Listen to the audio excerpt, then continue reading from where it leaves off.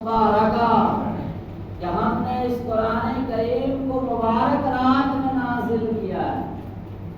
اکثر مفسرین قرآن فرماتے ہیں کہ لیلۃ المبارکہ سے مراد ہے شب قدر، اور شب قدر کب ہے؟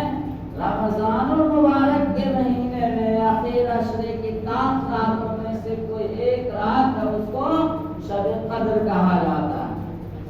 اکثر مفسرین نے یہی کہا ہے، جیسا کہ انا انزلناہ فی لیلۃ القدر وما ادراک ما لیلۃ القدر میں لیلۃ القدر سے یہ شب قدر مراد ہے۔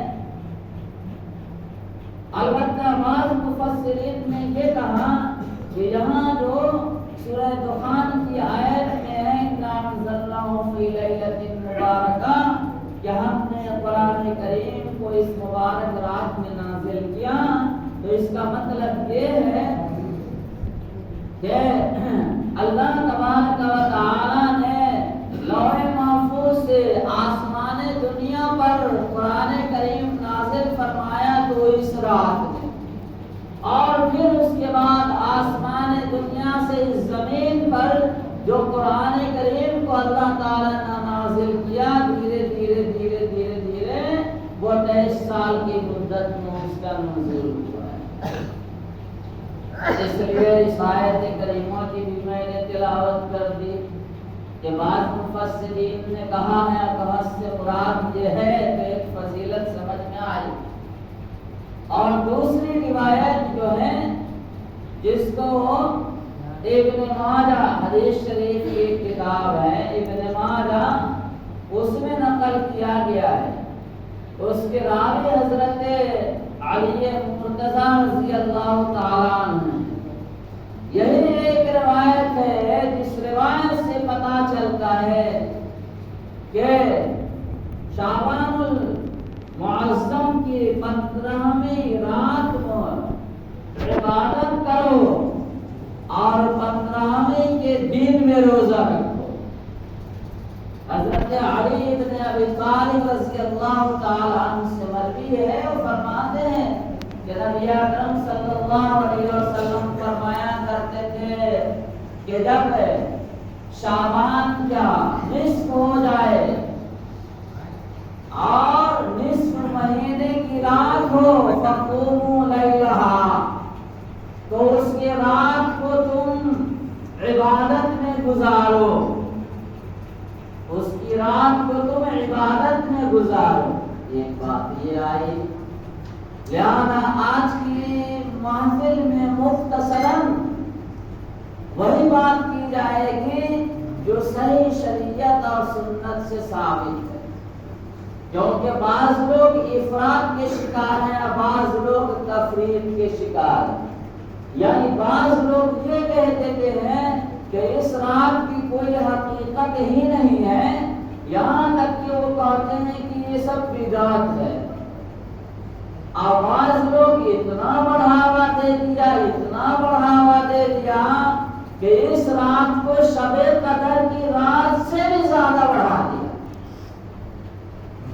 لیکن ہم اہل سنت والجماعت یہ کہتے ہیں کہ ایسا نہیں کہ اس رات کی عبادت بدعت ہے، اور ایسا بھی نہیں کہ اس رات کی عبادت ایسی ہے جیسے کہ شب قدر یا اس سے بڑھ کر، بلکہ ہم بیچ بیچ کی بات کرتے ہیں جو قرآن اور حدیث بتا رہی ہے۔ خیر الامور اوساطها، بہترین چیز کیا ہے؟ بیچ بیچ والا ہے، دریا میوانی جو چیز ہے وہی سب سے بہتر ہے، تو ہم لوگ سب سے بہتر درمیان میں چلنے والے ہیں۔ لہذا یہ حدیث شریف اس لیے ہم نے پیش کی کہ ایک حدیث شریف ہے جس سے پتہ چلتا ہے، اور ایک حدیث ہے مگر چونکہ اس کے روایت کرنے والے بعض کتابوں میں لکھا ہے کہ 10 صحابہ کرام نے روایت کیا ہے، اور بعض کتابوں میں لکھا ہے کہ 17 صحابہ کرام نے اس کو روایت کیا ہے، نقل کیا ہے۔ اس ظاہر سی بات ہے سند کے اعتبار سے ضعیف ہے، مگر مضبوطی آ جاتی ہے، اور پھر اس بنا پر اس رات کی فضیلت معلوم ہوتی ہے کہ حضور نے فرمایا فقوموا اللیل، کہا کرو اس رات میں عبادت کیا کرو. عبادت کرنے کے بارے میں یہ کہا گیا ہے. مگر سوء اتفاق بدقسمتی یہ ہے کہ آقا مدنی صلی اللہ علیہ وسلم فرما رہے ہیں کچھ کرنے کو، اب پوری دنیا کچھ کر رہی ہے. آقا مدنی فرما رہے ہیں کہ رات میں جتنا ممکن ہو اتنی عبادت کرو، اور پوری دنیا رت جگہ کر رہی ہے. اب پوری دنیا کھیل اور تماشا کر رہی ہے، اور پوری دنیا ڈھول اور تاشے بجا رہی ہے. اب پوری دنیا جلوس اور جلسے نکال رہی ہے. آج کی رات میں پوری دنیا میں دیکھ رہی. اللہ کا بڑا فضل و کرم اور احسان ہے ہمارے اس گاؤں اور بستی کے اوپر. خاص فضل و کرم اور احسان ہے کہ جو دوسرے شہروں میں یا دوسرے گاؤں کے لوگ کرتے ہیں، ناچتے ہیں اور گاتے ہیں اور اپنی کمر ہلاتے ہیں، ہمارے بچے ایسا نہیں کرتے. سبحان ناچ گانا نہیں کرتے ہیں. یہ اللہ کا فضل ہے، بہت فضل احسان ہے. اس پر اللہ تعالیٰ کا سب شکر ادا کریں. تو آج کی رات صرف عبادت کی رات ہے. کتنی عبادت کریں؟ کیا پوری رات جگتے رہیں زبردستی؟ نہیں، پوری رات زبردستی نہیں جگیں. جتنی دیر تک آپ کی آنکھ آپ کا ساتھ دے اتنی دیر تک جگیں، اور جگ کر کے کیا کریں؟ قرآن کریم پڑھنا آتا ہو تو قرآن کی تلاوت کریں، نفل نماز ادا کریں. قرآن کی تلاوت نہ ہو تو تسبیح اور اذکار کریں. نفل نماز پڑھیں جیسے کہ آپ نمازیں پڑھتے ہیں، سنت نفل اسی طریقے سے پڑھنا. اب آج لوگوں نے جو اس کے اندر خاص قسم کی نماز قرار دے دیا ہے کہ اتنی رکعت پڑھو، آپ پہلی رکعت میں ایسی سورت پڑھو، اتنی سورت پڑھو، 7 مرتبہ اور 17 مرتبہ اور 18 مرتبہ، یہ سب کچھ دے. جیسا عام دنوں میں ہم نفل نماز پڑھتے ہیں 2 رکعت کر کے، 4 رکعت کر کے، اسی طریقے سے زیادہ نفل نماز ادا کریں، قرآن کریم کی تلاوت کریں، اور ہماری آنکھ ہمارا ساتھ دینا چھوڑ دے تو بستر پر جا کر کے سو جائیں.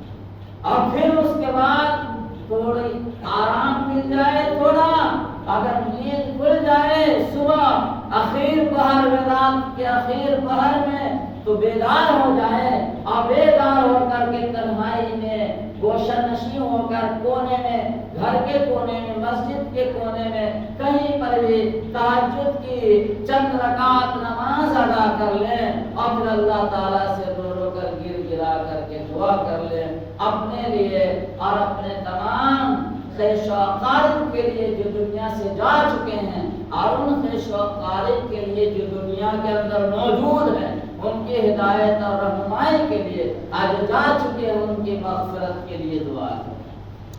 یہ کام کرنے کا ہے، اور نہ کرنے کے کام گنانا شمار کریں گے تو معلوم، گنائیں گے شمار کریں گے تو پورا ٹائم لاس ہو جائے گا، بیکار چلا جائے گا. مختصراً یہ کہ حلوہ، مارا، کھیر، پوری، گلگلہ، پکوان، خلاصہ، حلوہ، پوری، گلیا، ٹھکوا، یہ سب کی سب چیزیں واہیات ہیں. حلوہ کھانے سے کوئی منع نہیں کرتا ہے، شریعت بھی منع نہیں کرتی ہے، اور ہم بھی منع نہیں کرتے ہیں. اللہ تعالیٰ نے دیا ہے تو خوب حلوہ کھائیے اور کھلائیے لوگوں کو.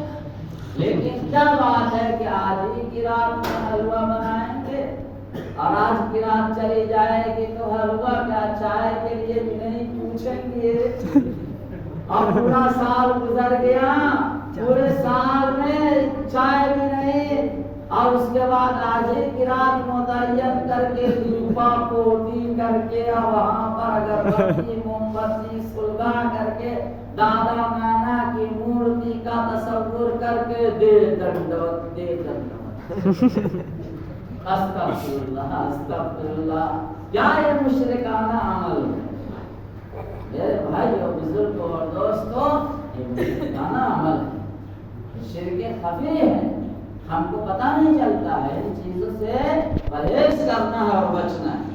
تو نہ کرنے کے کام کی ہم گنتی نہیں کریں گے، کرنے کے جو کام ہے وہ ہم نے بتا دیے کہ آج کی رات کرنے کے کام ہے وہ یہ۔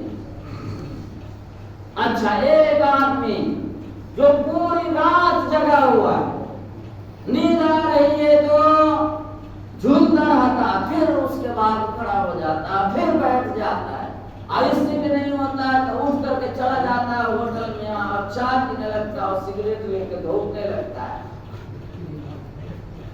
ہاں، سگریٹ لے کے دھوک رہا ہے، خوب ادھر دھواں اڑا رہا ہے، ادھر دھواں اڑا رہا ہے، یہ اس کام کے لیے یہ رات نہیں ہے۔ مسجد میں اگر بیٹھے ہوئے ہیں، نیند آ رہی ہے، ایک آدمی پوری رات جگ کر کیا اور بیدار ہو کر کے پوری رات بیدار ہو کر کے اس حال میں کہ کبھی نیند آتی ہے، کبھی آنکھ کھلتی ہے، کبھی بند ہوتی ہے اور جھپکتی ہے اور بند ہوتی ہے، اللہ کی کتاب کے سامنے قرآن کریم ہے، قرآن کریم بھی پڑھ رہے ہیں، آنکھ لگ رہی ہے اور پڑھ رہے ہیں۔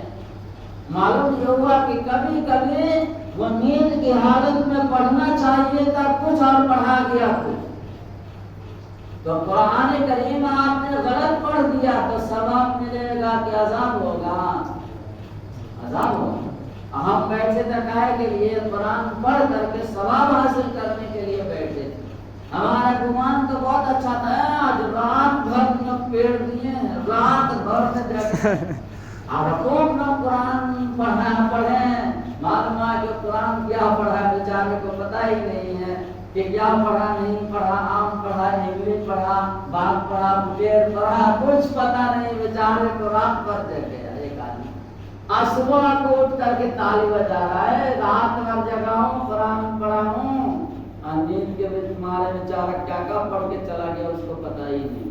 ایک آدمی تو وہ ہے، دوسرا وہ آدمی نہیں، بالکل مستعد کے ساتھ اس کی آنکھ جسم اعضا جوارے سب ساتھ دے رہے ہیں، پوری قوت اور توانائی کے ساتھ بالکل اسٹیٹ ہو کر کے بیٹھا ہوا آرام سے، اب بیٹھ کر کے قرآن کریم کی تلاوت اچھے انداز میں پڑھا کیا، اور 1 گھنٹہ کیا، 2 گھنٹہ کیا، تو یہ آدمی جو صرف 2 گھنٹہ 2.5 گھنٹہ 3 گھنٹہ پوری مستعدی اور چستی کے ساتھ اور بلا مرضی کے ساتھ جس نے قرآن کی تلاوت کی، نفل نماز پڑھی، ذکر و اذکار کیا، یہ آدمی اس سے فضیلت اور ثواب میں بڑا ہوا ہے جو پوری رات گزار دیا سو کر کے آپ قرآن کریم کو الٹ پلٹ غلط سمجھ۔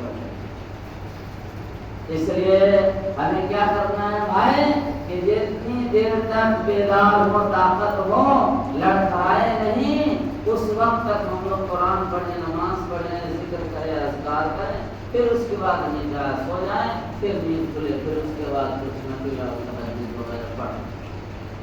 ٹھیک ہے انشاءاللہ تو کریں گے نا؟ یہ کام یہ ہوا آج کی رات کا کام۔ حضور نے فرمایا فقوموا لیلہا وصوموا نہارہا، اور آنے والا جو دن ہے اس دن میں روزہ رکھو۔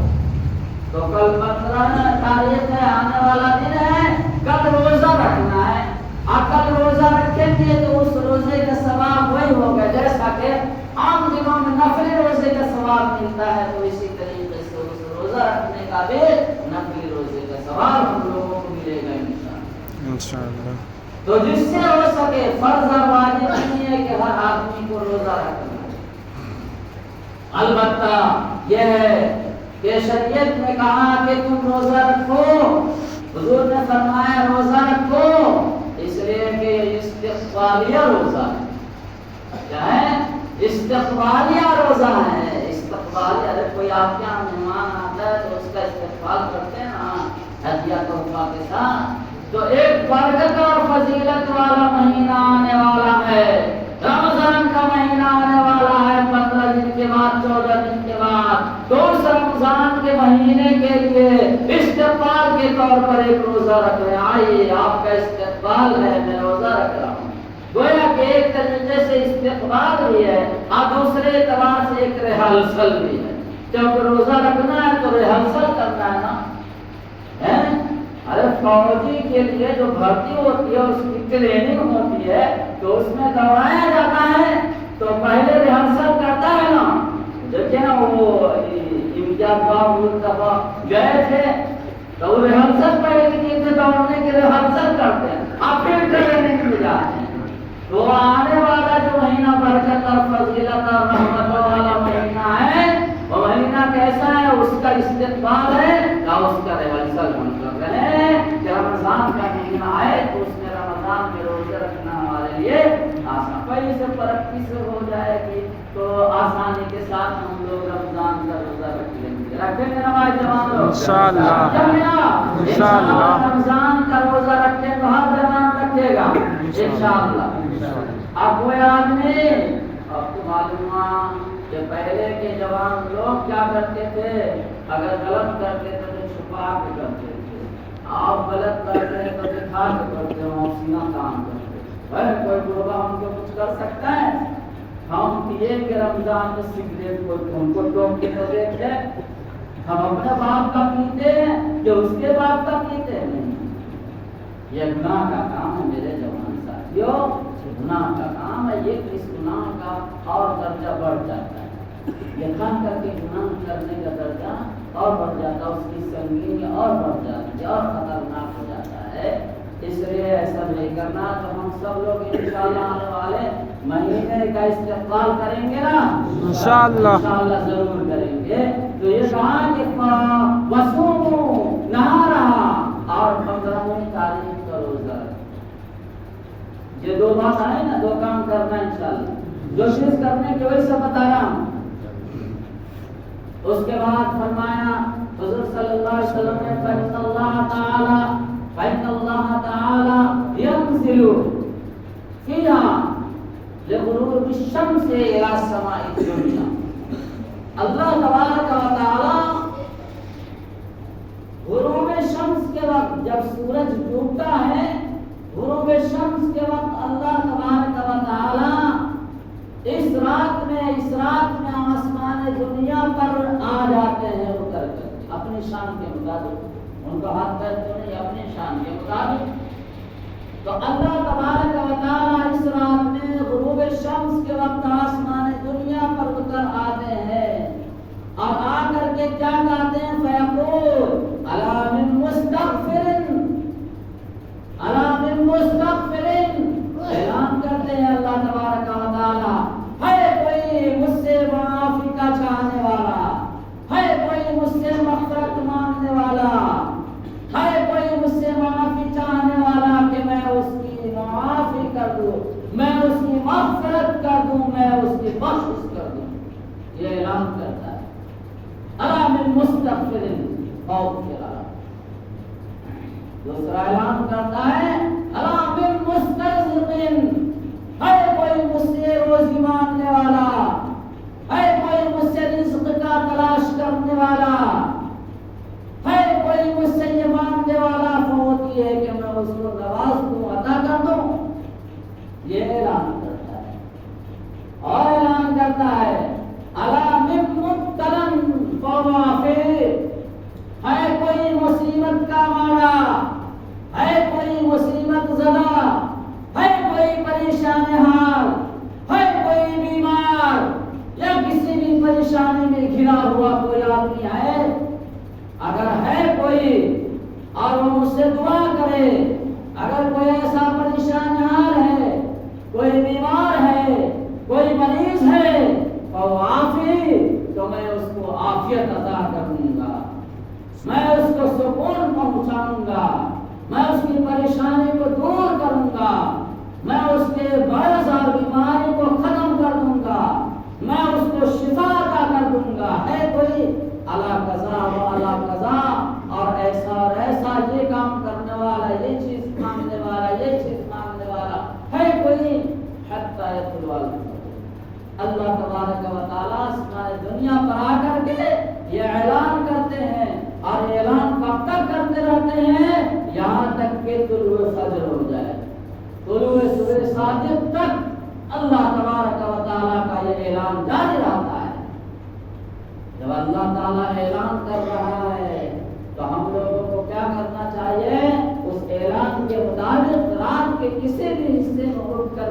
جگ کر کے اللہ تبارک و تعالیٰ جس چیز کا اعلان کر رہا ہے اللہ تعالیٰ کے سامنے لے کر کے بیٹھ جائے، معافی کے لیے بیٹھ جائیے، معافی کا مطالبہ لے کر بیٹھ جائیے، رزق اور روزی کا مطالبہ لے کر بیٹھ جائیے، بیمار شفا کا مطالبہ لے کر بیٹھ جائیے، پریشان حال ہے اس کے دور ہونے کا مطالبہ لے کر بیٹھ جائیے، ناجائز مقدمہ میں پھنسے ہوئے ہیں اس سے رہائی کا مطالبہ لے کر کے بیٹھ جائیے، اے پروردگار عالم ناجائز مقدمات میں پھنسا ہوا ہوں مجھے اس سے رہا دیجیے، اے پروردگار عالم میں مقروض ہو چکا ہوں میرے قرض کی ادائیگی کی سبیل پیدا کر دیجیے، الغرض جو جس مصیبت میں گرا ہوا ہے مصیبت میں گرفتار ہے اس کو چاہیے کہ اپنا دکھڑا لے کر کے اللہ تعالیٰ کے دربار میں کسی گوشے میں کسی کونے میں تنہائی میں جا کر کے اپنا دکھڑا اور درد اس پروردگار عالم کے سامنے رکھے جو پروردگار عالم اترتا ہے اور اتر کر کے اعلان کرتا ہے کہ آؤ مجھ سے جو کچھ مانگنا ہے مانگ آج میں دینے کے لیے۔ اس لیے میرے محترم بزرگوں اور دوستوں آج کی رات میں یہ کام کرنا ہے، اللہ تعالیٰ سے اپنا درد کا ٹکڑا سنانا ہے، اللہ تعالیٰ انشاءاللہ ہمارے درد کو سنے گا کیونکہ وہ خالق ہے، رازق ہے، ہر چیز پر قادر ہے، نہایت ہی رحیم ہے، کریم ہے، نہایت ہی رحم کرنے والا، مہربانی کرنے والا۔ اس لیے انشاءاللہ ہم سب لوگ کیا کریں گے، جو باتیں کہی گئی ہے اس پر عمل کریں گے انشاءاللہ، عمل کریں گے نا بھائی؟ ہاں، جو کہا گیا اسی پر عمل کریں گے، اور جس کو ہم نے چھوڑ دیا ہے اشارہ کر کے کہ اس کو نہیں کرنا ہے تو ایسے خرافات کام ہم نہیں کریں گے، رسومات ہمیں نہیں ادا کرنا ہے، خرافات میں ہمیں نہیں جانا، اس لیے کہ یہ دنیا چند روزہ ہے، دنیا ختم ہو جائے گی، کب کس کی موت آ جائے کسی کو پتہ نہیں ہے، چلتے پھرتے موت آ جاتی ہے، ابھی ملاقات ہوتی ہے، آدھا گھنٹے کے بعد پتہ چلتا ہے کہ ارے وہ تو دنیا سے چلے گئے، پتہ نہیں چلتا ہے کہ کب چلا جائے گا اور کب آئے گا۔ ایک آدمی ابھی دکان کھول رہا ہے، ابھی ایک واقعہ پیش آیا، ایک آدمی آیا بنور سے سامان لے کر کے، دکان کا سامان لے کر کے موٹر سائیکل چلا کر کے دکان کھول رہا ہے، اب دکان کھولتے لگا کہ ہم کو کوئی تکلیف ہو رہی ہے، گھر سے سب لوگ بیٹھ کے دکان میں گئے ہیں بیٹھنے کے لیے، اور اس کے بعد وہ سب میں چکر پچھایا، اس کے ڈاکٹر کے پاس لے جایا گیا گئے کہ دیکھو ہم کو ایسا ہو رہا ہے، معلوم یہ ہوا کہ نہیں پڑتا ہوں 10 منٹ بھی نہیں لگا، سب گھر والے کہہ رہے ہیں کہ تو دکان میں، اب معلوم خبر یہ آ رہی ہے کہ وہ پتہ چلا۔ اس لیے بھائی یہ زندگی ہماری چند روزہ نہیں، ایک ساعت کی ہے، ایک گھڑی کی ہے، ایک لمحے کی ہے، کوئی نہیں جانتا ہے، اس لیے ہمیں کب آ جائے بلاوا کو نہیں جانتا ہے، اور جانا ہے اللہ کے دربار میں جانا ہے، اور وہاں ہر ایک ذرے ذرے کا حساب دینا ہے اللہ کے دربار میں کھڑے ہو کر کے، اس لیے وہاں کے لیے ہم لوگوں کو تیاری کرنی چاہیے۔ ہر روز ہمیں یہ سوچنی چاہیے کہ آج ہی کا دن ہم کو ملا ہے، اگلا دن ہم کو نہیں ملنے والا ہے، اس لیے جو کام کرنا ہے ہمیں آج ہی کرنا ہے۔ دعا کریں اللہ تعالیٰ سے، اللہ تبارک و تعالیٰ ہم تمام لوگوں کو عمل کرنے کی توفیق عطا فرمائے، آمین۔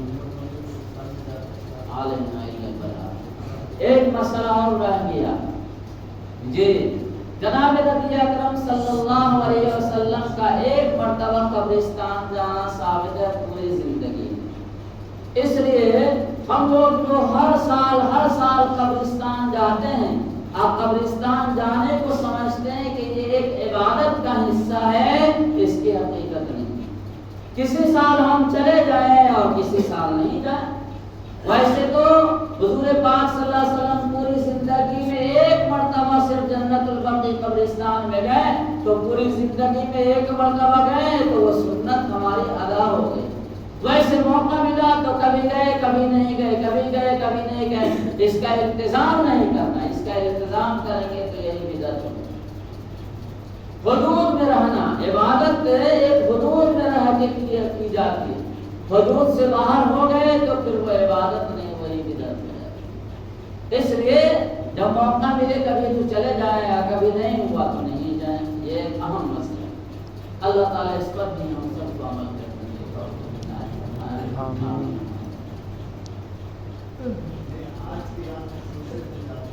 ہاں آج ہی کی رات